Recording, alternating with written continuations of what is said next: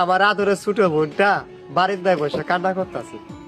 আমি গিয়ে বললাম, কিরে বোন, তুই কান্না করতেছিস কে? তখন আমারে বলতেছে, ভাইয়া আজকে আমি মাছের মাথাটা খাইতে চাইছিলাম, কিন্তু মা আমারে খাইতে দেয় নাই, তোর জন্য রাইখা দিছে। তুই খাইতে চাস না, তারপরে তোরে জোর করে খাওয়া। আচ্ছা ভাইয়া বলতো, আমি কি এই মায়ের সন্তান না?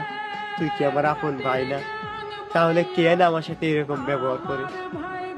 তখন হালকা মুচকি হাসি দিয়া আমি বললাম যে, বোন, আমার তো মাছের মাথা খাওয়ায় না তারা, আমারে খাওয়ায় তারা দায়িত্বের ওজন। তখন আবার বলতেছে, এ ভাইয়া তুই কি কোস?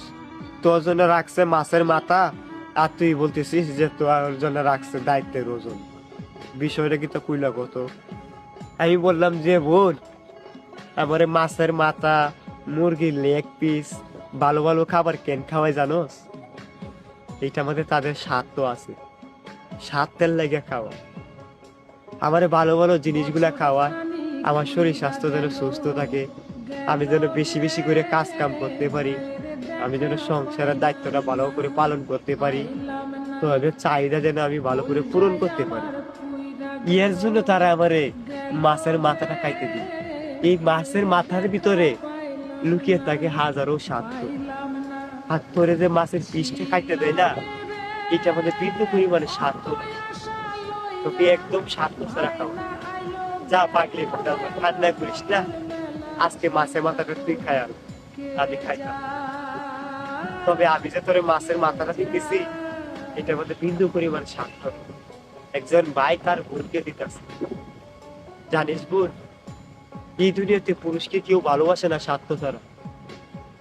আমরা পুরুষ মানুষ দুনিয়াতে বাইসে থাকি 15 বছর, বাকি জীবনটা থাকে দায়িত্বে। কখনো কারো স্বামী হয়ে, কখনো কারো সন্তান হয়ে, কখনো কারো বাবা হয়ে। ডাক্তার কাছে হেরে যায় হাজারো স্বপ্ন। ছোটবেলা ভাবতাম বড় হবো কবে, বড় হবো কবে, বড় হবো কবে। বড় হইলে হয়তো আমি পরিবারের সমস্যাগুলো দূর করতে পারবো, কিন্তু বড় হওয়ার পর আমি বুঝতে পারলাম আমি হইলাম এই পরিবারের সমস্যা। আমি যদি দুনিয়াতে না আসতাম, তাহলে হয়তো আমার পরিবারের মানুষগুলো আর একটু ভালো থাকতে পারত।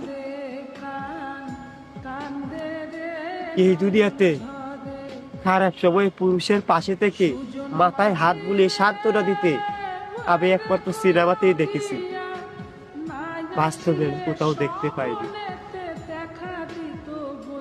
পুরুষের সাফল্যের ভাগ সবাই নিলেও ব্যর্থতার ভাগ কেউ নিতে চায়।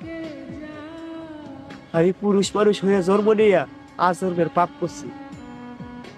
এই দুনিয়াতে হাজার হাজার লক্ষ লক্ষ পুরুষ হয়ে জন্ম দিচ্ছে, কিন্তু কেউ ভালো পুরুষ হয়ে উঠতে পারে নাই।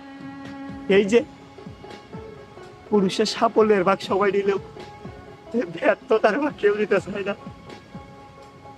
মাঝে মাঝে পরিবারের মানুষগুলা ভুলা যায় সেই পুরুষেরও একটা মন আছে, একটা হৃদয় আছে, তাদের কথা লাগাতে বাইক গেল। ভালো পুরুষ হয়ে আমরা কেঁপে উঠবাম, সারাদিন পরিশ্রম করার পরেও, নিজে না খায়া সবাই খাওয়ানোর পরেও দিন শেষে সেই পুরুষটাই অবহেলিত, আমাদেরকে অবহেলা করে। তাদের চাহিদাটাকে আমরা পূরণ করতে পারি। আমি চিৎকার করে বলতে চাই, এই পুরুষকে কেউ স্বার্থ ছাড়া আজ পর্যন্ত ভালোবাসে না।